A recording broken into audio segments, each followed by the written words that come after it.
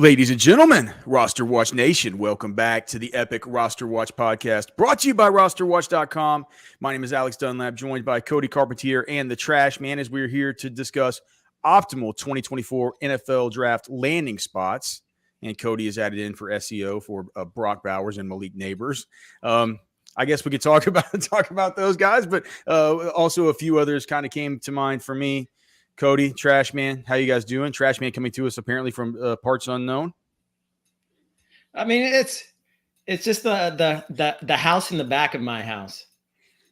Do you like rent that thing out for Airbnb or something? Is it a whole different house?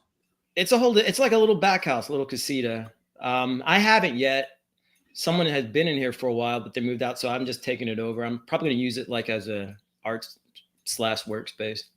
Is it possible to squat on your own back house, Trash Man? You sort of look like a squatter back there. I mean, shit, I'm paying for it all. I wish I could squat. Okay, all right, Cody. You said that you wanted to talk about the landing spots for Brock Bowers and Malik Nabers, so maybe we can just start off with those guys. There were a couple others that I thought were really good, but I guess we can start off with those guys. And the question just becomes, when we talk about Brock Bowers, when we're in our I don't know about you guys. I have dynasty rookie drafts that are going to be occurring in this next week or so before the NFL draft in some of my more maniacal leagues. And so we're having to take a chance here. And whenever we think about these landing spots, there's some that are being mocked to certain places that really confuse me, that I don't understand very well. One of those that we'll talk about is, man, it feels like everybody is mocking Rome Odunze to the Chicago Bears at what is that, 9? Yeah, at number 9, which is something that where I'm like, man, when I think about, taking Rome and Superflex at the 106, and I'm just like, man, do I really want to be taking him if maybe he's going to Chicago, stuff like that, right? But when getting back to Bowers, where you see him mocked, where I don't think he would go, you see him mocked sometimes to Tennessee, right? It feels like that's like the earliest at 5. We've seen a couple mocks there, and we've heard people talk about that at the combine. I had mentioned earlier that I thought the Chargers would be a possible good landing spot for Bowers. But it feels like where you see him mocked the most, it feels like is to the Jets right there at 10. A connection with Aaron Rodgers feels super, super strong to me. And see, I don't know how much farther he could really fall to get to one of these others where it feels like he would be really, really good. But man, if he could get to 18 to Cincinnati, that to me feels like it would be the dream spot. Yeah, I agree with the Cincinnati part. I don't think Cincinnati can sit still though at 18 and he's going to fall to them, because you got Indianapolis, who I don't love. What are the chances he falls there? What are the chances? Very, very 0? slim. I would say, yeah, I was going to say 5 to 10%, because Indianapolis is kind of a stopgap there at 15, where they don't feel like a team that should do it because they have 7 tight ends on the roster, but they could use a piece like Bowers to help Anthony Richardson continue to grow. It feels like Alec Pierce maybe isn't the answer there. So I would say if Bengals want him, they need to move up at least a little bit. I think the Cincinnati is probably the number 1 landing spot when you talk about pure landing spot for fantasy relevance, for dynasty value. Cincinnati feels like the number 1 spot because Tyler Boyd's not there. Who knows what happens with T. Higgins? Imagine a world where T. Higgins is traded, Boyd's not there, and all of a sudden it's just Bowers and Chase, and Bowers is just soaking up targets. That feels like a slam dunk. And in my latest mock that's going to be out later this week, I actually traded up a team to 14 with New Orleans, not the Cincinnati Bengals, but a team in that division, Baltimore. I think Baltimore is a very interesting one. People are going to look at the surface and say, why? Because they have Mark Andrews. Right? He's 27. And likely. And they run a lot of 12 personnel, and Todd Monken's that offensive coordinator. And Todd Monken won 2 national championships with Brock Bowers, allowed Brock Bowers to break out at Georgia. And think about being in those draft conversations with Eric DeCosta. Todd Monken comes in. He's like, yeah, man, Cincinnati looks like the team that's going to get Bowers. Pittsburgh went down there and was at the Georgia Pro Day.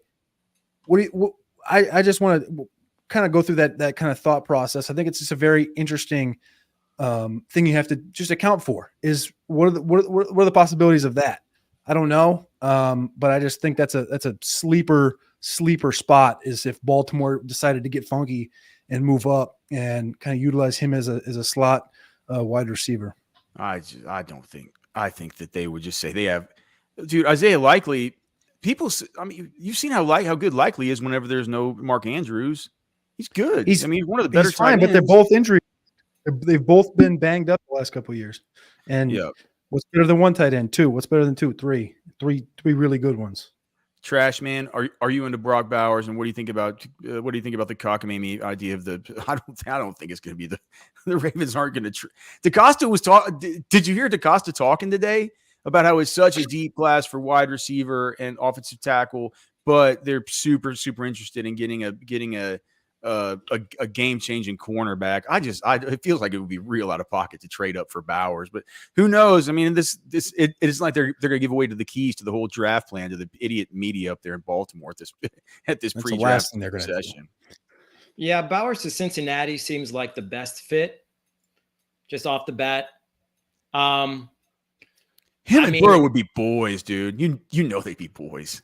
100%. Yeah, I wouldn't hate him to somewhere like Atlanta, but I know Kyle Pitts owners would. No, gosh, no. That'd be trash man. We're talking about best fits. Not champ the bit, huh? Let's talk about best fits. It's fun. Those would get run out of town if he made another one of these picks like this. Can you imagine if he made another 7-on-7 pick after 3 years? After what? So it was Pitts. It was Pitts. It was Drake London. It was Bijan Robinson. He's going to take another offensive weapon whenever they need to address. I mean, but if you're looking at teams that need targets, I mean, Atlanta still does. I mean, and they've done well with two tight ends before. I mean, I don't think it's that crazy. Well, I know that they've done well throwing it to guys like Michael Pruitt and Parker Hesse in the end zone instead of Kyle Pitts. Maybe Brock Bowers could be the next one of those. It feels like a total waste of that guy's complete skill set. Harry Snowman in the chat, what's going on, dude? Saying Dallas would be a nice fit. Applied literature. Dallas is a nice fit for my boy Jonathan Brooks. Okay. Oh, that's it. Well, that's one of mine for sure. Yeah. Let's talk about Malik Nabers next, because when you look here at the very top, Cody's big board just came out today. I noticed that Cody has Malik Nabers not just as his wide receiver one, but as his number one overall player on his top 100 big board. Of course, you can find that over at RosterWatch.com. Our consensus number one between at least Trashman, Cody, and myself. It feels really, really scary with Marvin Harrison being right there, and to some degree for me, Rome, who's just. Man, the more and more that you watch the all 22 of that guy, and the more and more that we get, gosh, he's just so good. Like, just this top three of Nabers, Harrison, and Rome is just a really, really stout bunch. And I do want to talk about Rome and this whole Chicago Bears thing, but let's talk about Nabers first. Whenever you look at the state of things, we have now in flux the number 4 spot, wherever Austin Ford has apparently leaked it out to who was it that he leaked it out to today that had the report? It's going to take three number ones to get up there to 4. If that's the case, that feels like it's going to be too much for anybody, right? For us, we've been thinking about if it was going to be Minnesota, it was going to be the 23 that they'd gotten in the original trade plus the whatever was it 11 plus 11 plus a 1 next year, right? So I guess that's 3. I guess that is 3 if you think about it. But I think the thing is, though, like Daniel Jeremiah had a show 2 weeks ago, and he brought up this trade of the Vikings moving up to the Arizona. This is right after that Vikings trade went down with Houston. And he basically was saying like 11, 23, and like a 4th and a 4th again next year, something like this. And so maybe that's Austin Ford's kind of thought on that is like, no, it's not going to be 1-1-4-4. And, you know, everyone's got different opinions on what that pick's worth, but maybe that's Austin Ford. Maybe the negotiations aren't quite there with a Minnesota or somebody else. And they're like, no, we'll give you 2 1s and, you know, a 3rd. And instead he's going to go to the media and say, no, man, I want 3 1s. So don't even. And then maybe what he can end up getting is 11, 23, and like a 2025 2, right? Like, see if they can kind of make a deal somewhere in the middle. Okay. So yeah, that was dumb. the kind of thing that I was thinking originally was what I think that the original ask was going to be has always kind of been 3-1s. With ever since the trade has occurred there with Minnesota.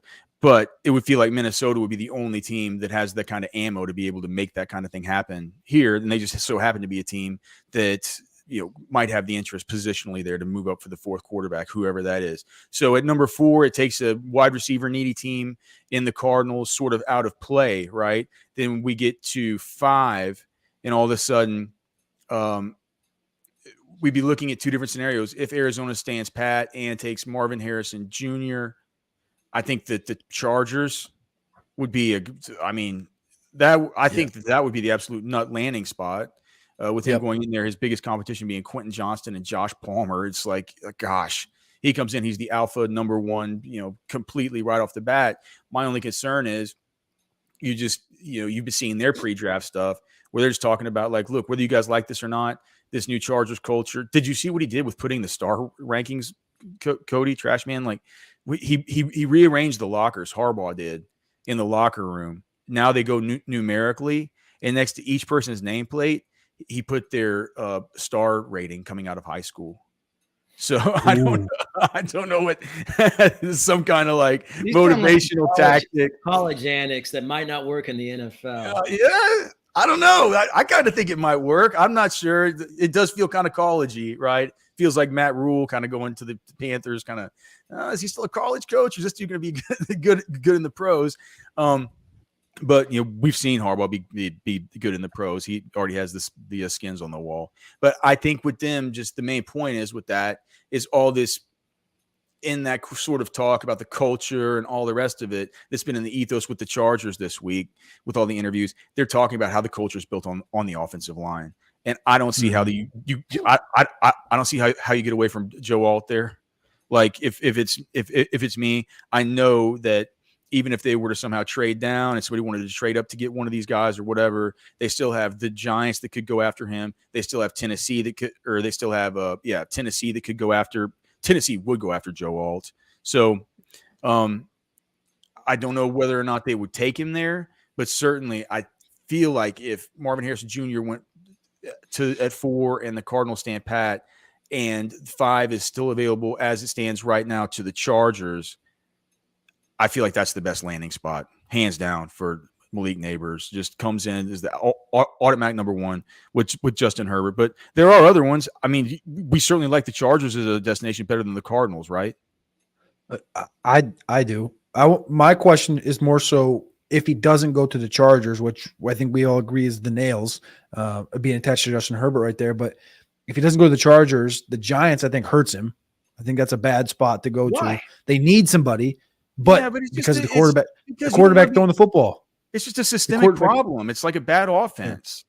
Yeah. Bad offense, bad quarterback. But I feel like he's the kind of player that, doesn't need a spectacular quarterback to make his hay. I mean, like. We sure did. He sure has had a pretty good one. But just the kind of player that he is, he's a player, I think, that can make his own. That can make his own yardage. I don't think he needs someone who's going to be pinpoint him all the time. Right, but I'm saying, this is optimal landing spots, not the trash man. This is optimal. I'm just saying, it's a spot. Trash man, optimal. It's a spot this is where you can go and you can fix something up. That's not optimal. And he's the number 1 receiver out the gate. He'd be the number 1 receiver out the gate for the Chargers, and it's a better offense. That's not a given. What?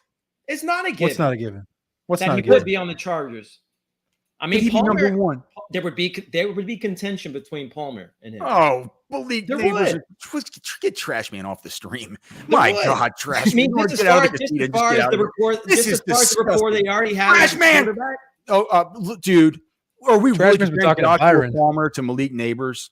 I'm not talking about in their skill set. I'm talking about in the position that he's already played in that offense and the rapport he already has with the quarterback. And he's been not good. Even whenever, every single time in DFS and season long, people are like, go big on the waiver wire and pick up Josh Palmer because Keenan Allen and Mike Williams are both hurt and there's nobody else to the Chargers to go. And he gets 10 targets. He face plants.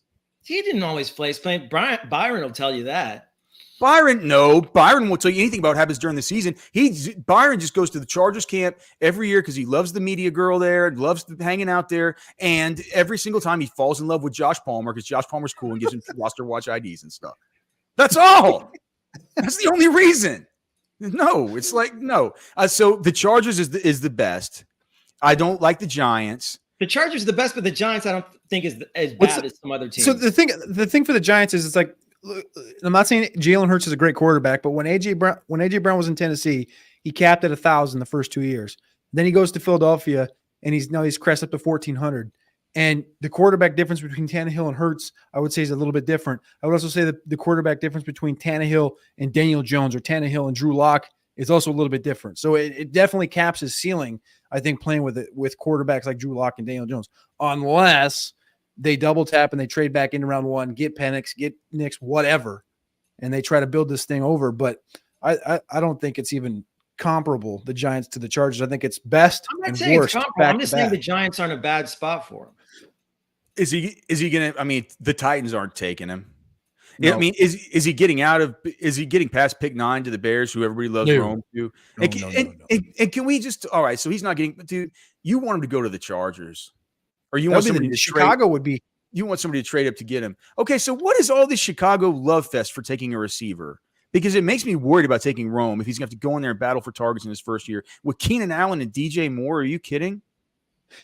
Yes, but also the Keenan Allen thing isn't long term. Like, it's going to suck for 2024 for sure, but it's not a long term answer. Keenan Allen isn't. So long term, you'd be looking at Nabers and Moore or Odunze and Moore, connected to Caleb Williams. That's kind of what you're buying right there. So, but I think that's going to be a heavily converse pick because Chicago needs edge more than they need receiver. They need edge. That's the number one. Put a stamp on it. Put a star next to it. They need edge at 9. And I think a lot of people are. What? Is Shane Waldron's their new OC, isn't he? And I was just thinking, I don't want this to be a JSN pick. And it would be it would be a JSN pick, just like last year in Seattle for Rome to go here. We're gonna have to wait a year for him. It's like it's gonna be just the same. And it might even be coming into next year. It's like I'm still a little goosey on JSN as far as redraft and stuff. It feels like he's a pretty good value. In redraft, just out of curiosity, who do you like better? Jackson Smith and Jigba or Jordan Addison? With the quarterback situation in Minnesota being so Jordan Addison. You still like him better than JSN? Yeah. Okay. And Ken, if one of these guys does get in a landing spot like JSN did last year, can we actually adjust for that in the rankings this year? What? And not have JSN again above everybody else? No, JSN was above everybody else in the pre-draft rankings. We definitely adjusted on the best or on the Dynasty rookie cheat sheets. Yeah, but no, we ended up with Flowers. We're not going to adjust our prospect rankings over landing spot. Trash, man. It's not how it works. All right. But the whole Rome thing, you guys agree with me that that's not good, and I don't understand why people are doing it. Well, I understand why they're doing it, but I don't think it's a smart team building thing to do. Where's the best spot for Rome then? I mean, I think Atlanta could be a good spot for him too.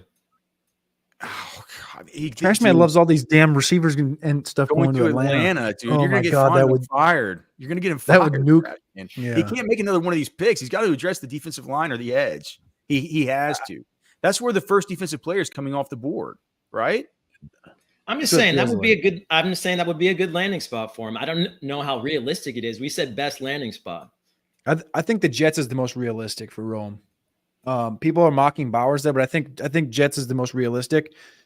He's going to be the third receiver at best in that offense. Not at best. But when's last time Mike Williams played a full season? He's going to be the number 2 at best, and I think he walks in probably. I think Mike Williams probably. I would say that Mike, but Rome. He's on a 1-year contract and he can't stay healthy. In Rome, I'd have to look and see, but I don't think Rome played that much out of the slot unless he just played in the slot some whenever McMillan was hurt earlier in the year. I think that those are the reps where we saw Rome out of the slot, right? Because it was Polk It was Polk and Rome outside, and it was McMillan in the slot exclusively. Rome had 145 slot snaps last year on 250. No, sorry, wrong year. Freshman year, he had 145 on 254. So he played 60% snaps his freshman year in the slot. What about last year? He had 104 slot snaps on 560, so 20%. Yeah, and that was only with McMillan hurt. He's an outside receiver. You don't think he can start in the slot, though? Like, you don't think he could come in there day one and it would be Wilson, Williams, Odunze in the slot? You don't think that would be sick? And then when Williams gets hurt in week 4, then Odunze moves That would be outside? the only way it would work. Well, yeah. You're not of Mike course. Williams in the slot. Yeah. I don't know, man. It's it feels messy to me. I don't want him going to either of those teams. Well, where are you going to put him, though? Where are you going to put him then? That because he's not going to go 4 or 5. And if he doesn't go to, he's not going to go to Tennessee. It doesn't feel like Atlanta. Trashman brings up Chicago. We talked about the receivers. Jets. We talked about the receivers. Minnesota doesn't need him. Would you like it better at the Broncos? Just to be the number 1 there? As a team builder, I would not touch that. But Raiders. That's actually kind of interesting with Devontae. But see, both of those are such nebulous quarterback situations that we don't even know. Both of those teams are like, dude. Well, what if the Raiders got? Oh gosh, what if the Raiders took Rome at 13 and then somehow traded up to like 28 to go get Penix and just reunite those dudes? Oh man, now we'd be cooking with some grease. My favorite landing spot here, and it really doesn't matter who it is between a couple of guys, but it's pick 28 to Buffalo now that Stephon Diggs is gone and Gabe Davis is gone, and somebody's going to go there. It's gonna be a wide receiver in round 1. They're probably going to take more wide receivers throughout the course of the draft. We've talked a ton about it, right? Is there one? And I know it feels weird because we're from here in Texas, and we're going to talk about Cody's not from Texas, but he's here wearing a Longhorns shirt here on the show. But there's a lot of Love It song about that, right? I think Adonai Mitchell and I think Xavier Worthy, both those guys would be awesome there. I'm not sure Brian Thomas Jr. is going to fall. It feels like the NFL is higher on him than we are. But that's a landing spot that we've heard talked about with him. I just think whoever it is that goes to Buffalo there is going to see their value really, really move up in comparison to some of these other ones. Now, we'll say somebody who's at the tier below, Nabers, Marvin Harrison Jr., Rome Odunze. If Worthy goes there, does that mean you get him ahead of Odunze just because of a landing spot? I don't think so. I'm not sure that I do.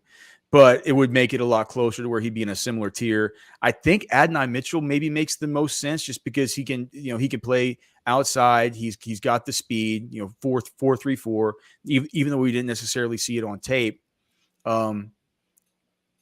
Just feels like it feels like more of just a traditional outside piece, and he'd be a little bit less redundant with what else they have. As far as getting, it just feels like he's just a lot different player than Khalil Shakir. Whereas just from a pure size standpoint, it's like Worthy is just a smaller dude, kind of like a Shakir. And I don't know. I think Adonai might make more sense, but I think I would get sicker if it was Worthy to either the Bills or my favorite to the Kansas City Chiefs, or just like my two favorite, just like the nut landing spots. But I do think that there could be somebody else in those two spots, and who knows, it could be somebody that we hate. What did Evan Silva today put out his mock, and he put Troy Franklin to 32, which would just make me sick if they passed on Worthy to take Troy Franklin. What do you think, Cody, about these wide receiver landing spots here towards the end of this? What are the odds that I talked before about the Bowers trade up from Baltimore, but what are the odds that like if you were the Bills or if you're the Giants, what are the odds that if you were the Bills, you would be willing to give up 2 firsts, a second, a couple fourths to move up to like pick 6 or pick 9 if you're the Bills, to go up and get a Nabers or to go up and get an Odunze? And if you're the Giants, would you move down from 6 to 28? Or if you're the Bears, move down from 9 to 28, whatever. And that trade that I just explained is you're moving down essentially from 6 to 28, and you're getting a 25-1, a 25-2, and then a 4th in this year and next year. And that trade is the exact Julio Jones trade from 2000 and so you're talking about the Giants, the Giants trade? Yeah. Giants moving down from 6 to 28, and they would get 28, 25 first round pick, 25 second round pick, and then 2 fourths. That trade is the exact trade that the Falcons made to move up from 27 to 6 to get Julio Jones. Would you do that if you were the Bills, move all the way up to 6, give up that capital? And if on the other side, if you're the Giants, would you move down? If I were the Giants, I would.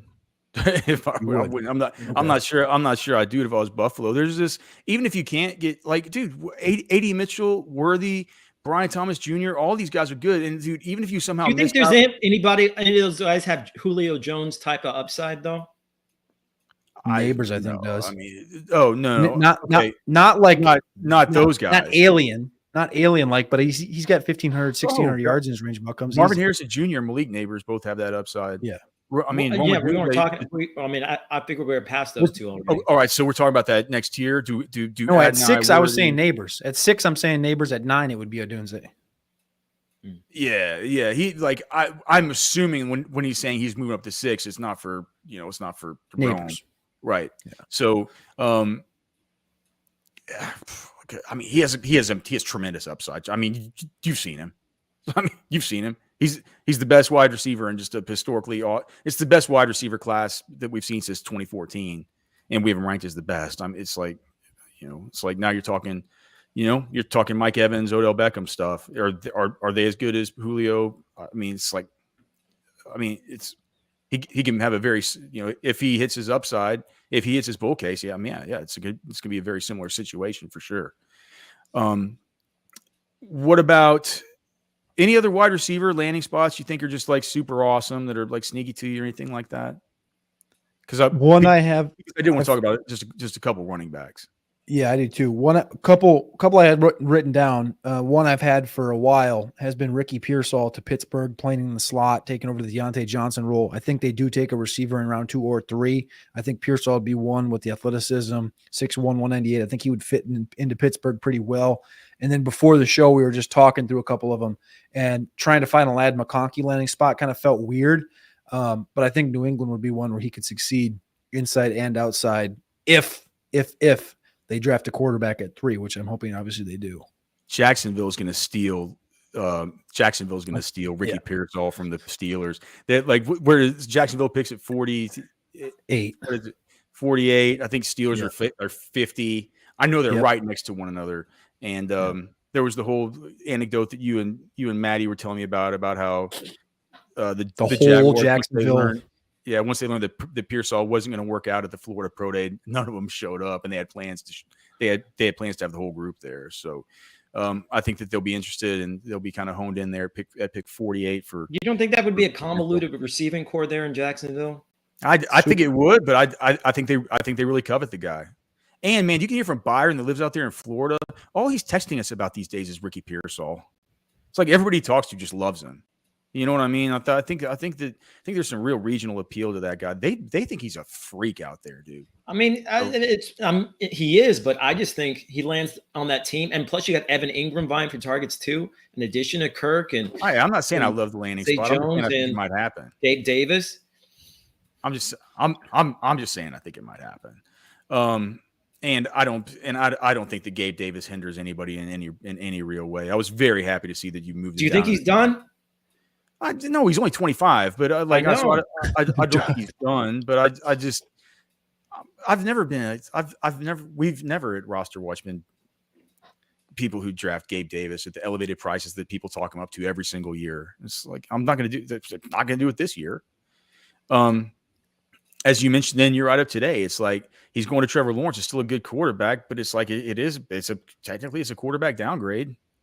It's a target volume technically downgrade.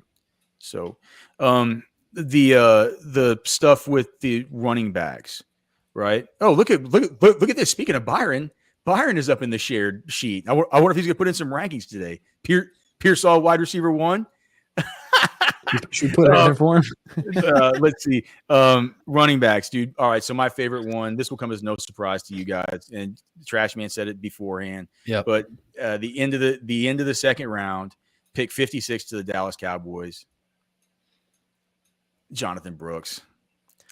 And I know this is a bunch of Texas dudes, man, but Brooks is sick. He's the best running back in the class. And the other thing is you got to remember that just because we're from Texas, we went to Texas and stuff. Like we're usually harder on these Texas guys. Texas has some good players this year. We're usually kind of complaining about these dudes. We're like, dude, why would they draft him? He stunk. Like, Brooks is good, man. Really just good, solid inside zone, outside zone runner. Great patience, great balance, great vision, enough speed and burst. Always falls forward. And you got to think that, Cody, that I'm not sure whether you had this mocked in your last mock where they pick at 22 or something, 24. Yeah. So you haven't taken Fuaga. And I know that Fuaga is going to go around there. Fatanu is going to go around there. You hear about the Arizona kid that's Jordan Morgan, Georgia, Amarius, Mims, like all these guys, right? That's the bucket of the tackles that are going to be available there. I think that's where they're going. And if they go with one of those guys, get that offensive line, pretty well shaped up. I love Jay Brooks behind a good zone blocking offensive line there in Dallas with little to no competition. Your biggest competition is Rico Dowdle. And look, I would be just if it ends up being Jalen Wright that goes there or whatever, you know what I'm saying, Braylon Allen, one of these dudes. If it's one of those guys, I would be almost as happy. I just think that Jay Brooks has that kind of. But Alex, what about Deuce Vaughn, Alex? Yeah, man. I'm not sure I'm on board with your Bucky Irving, Deuce Vaughn backfield. Trashman, do you have a favorite to Dallas besides Jay Brooks? It was Brooks all along. I mean, I guess Dallas could use a tight end, and it's not going to happen. But I guess my other thought would be like to have Bowers to Dallas, but that's not going to happen. They would have to trade up. Yeah, that would be pretty sick. Cody, you got any other favorite landing spots you think are optimal for Brooks? No, just like for fantasy. Any others that you kind of wrote down? Yeah, so I got a couple. One being Drake May to Minnesota. That just feels like my ultimate favorite at quarterback, I'd say. I think really Penix to Minnesota would be nice. This is not coming from a Minnesota fan. Obviously, I grew up at that, but I think that's the spot where we talk about it's so hard to figure out which quarterback's going to be successful. If they hold in the first round, do you want them to take Penix there? I don't want them to, but I think that it's not out of the question that they would take him at 11. I like Penix to Atlanta. Yeah. But I think Minnesota is the spot that every year you have your thoughts on these guys, and it's like that landing spot's bad, that landing spot's good, and things that are going to help them continue to be successful. I think Minnesota might be the spot that's like most behooves a quarterback to be successful early. So I like May, I like Penix there. One defender I had was this is pretty interesting. I had Quinyon Mitchell written down. Going to the Jets at 10 to play on the other side of Sauce Gardner. And I think that's disgusting. Strength on strength. I think that's something that would be like, whoa, like they need tackle, they need receiver. What are we doing here? Dude, they can tackle too and stuff. Like he's sticky like Sauce, but he's a different kind of player, a little more of a dog, bringing extra added level of intensity. That's a no-fly zone. That's a no-fly zone. That's a sick duo. Yeah, I think that's a better idea than they go on wide receiver. DJ Reed's pretty good. They got some good defenders, but I think that you would completely that would be your matchup against, like, think about going into Miami and you got Sauce and you got Quinyon and you got to go against Waddle and Hill. Like you finally have something that's compatible.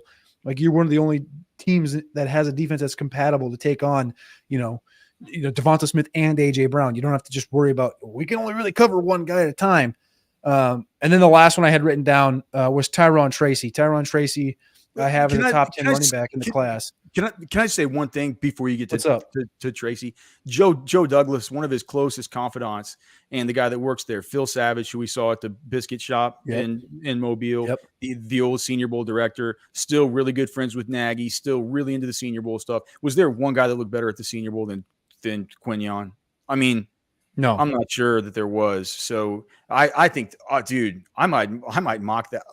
I might mock that in my mock for the huddle report just because I want that to happen. I think I would get too sick. It's a better idea than going wide receiver. Yeah, I like it. That's why I wrote it down. I think it'd be a 6-6-6 duo. I think Corum to the Chargers would be nice. This guy's asking, you guys play Dynasty, I assume, here for the memes. You mind taking a trade question? Yeah, go ahead and put it in, brother. Rip it. Let's see. Tyron Tracy, though, I want to get this one out. I got him as a top 10 running back in the class. He played 4 years at wide receiver, played for Iowa, played for Purdue, then switched to running back this last year. Ran a 4.48, 5'11", 210. He kind of fits the narrative of a guy that can kind of be an optimal receiving back in the NFL. I think Arizona has 3 third-round picks, a 4th-round pick, and multiple 5th-round picks. They're good. They're 100% drafting a running back because James Conner's the lead. They had Imari DiMercado last year. I think Tyron Tracy kind of shows a little bit of James Conner in his game. He's got the athleticism. He's got the hands. He's like this year's Antonio Gibson type of a guy. I think Tracy in Arizona will be very interesting for Dynasty, for 2024 fantasy football. I think it'd be a name that we would get accustomed to saying if he lands in Arizona. Trashman, you got a favorite landing spot for any of these guys that we haven't discussed? Well, I said Corum to the Chargers. Well, with that 5th pick in the 4th round or something like that, if he falls. Yeah, I mean, it'd be good. I mean, he'd definitely be a guy that Cody, do you remember at the combine whenever he ran his 40 and it wasn't even that great a 40 time. I forgot what it was, 4.54, something like that. And they showed Harbaugh just like standing up and clapping and all this stuff like that. Let's see this trade question. So what is that? Jonathan Taylor and who? DJ Moore. I'll pop it up. Taylor, DJ Moore. Is this? Is this? I guess it doesn't matter if it's super flex. Hill, Moss, Mostert, and a projected late 2nd. So he's giving up Tyreek Hill, who he's probably going to have for what he has 2 more years on his contract, and he says he's retiring at the end of this contract. Do you think that's true? He might have some more. He might need to play some more years. Well, because of the kids. Yeah, man, maybe so. I like the Hill side, or sorry, the Taylor side. I think I do too. Let me just look and see just where we have all these guys in the rankings and just kind of make sure. But my natural inclination, so it's a 2025 2 or a 2020. I'm assuming it's a 2024 2, right? Projected. I'm assuming it's 2025. Oh, I mean, if projected. So it's just a 2025 2. 10-team single QB. He has Amon-Ra, Wilson, Barkley, Connor, and some other pieces. Oh, yeah. Okay. I would. So you have Amon-Ra, Garrett, dude. Get Jonathan Taylor, DJ Moore. Yeah, that's the side that you want. We wish you the best of luck, dude. Thanks for tuning in here for the memes. Make sure and come back some other time. No. I need to make sure to subscribe to the channel. We just gave you the answer. Subscribe to the channel. Like the show. I'm no good at that. Please, if you could subscribe to the channel, like the show on YouTube, and please leave us a 5-star review if you've enjoyed this on Spotify. We try and get them out as often as we can for you guys. My favorite team player kind of match, my optimal match. It's not on it's not on offense, and it's not for fantasy. And Cody and I have talked about it before, but it just really cemented me yesterday when I saw the basketball videos. Cody, do you know which ones do you know what I'm talking about? Cooper DeJean going throwing down on people. Just, I mean, as much of a Randy Moss as you can do in basketball. What is a Randy Moss in basketball? I don't watch much basketball. Good. Just a complete. He would have been the top pick. What like a Sean Kemp, right? Just throwing down on dudes, making people look a fool. And I just saw in my head Dan Campbell pulling up the old YouTube, getting real fired up with a big cup of coffee and saying, Cooper DeJean can get downhill. He can tackle. He can bring the hit stick. He can turn and run with these guys. Cooper DeJean, you are a Detroit Lion.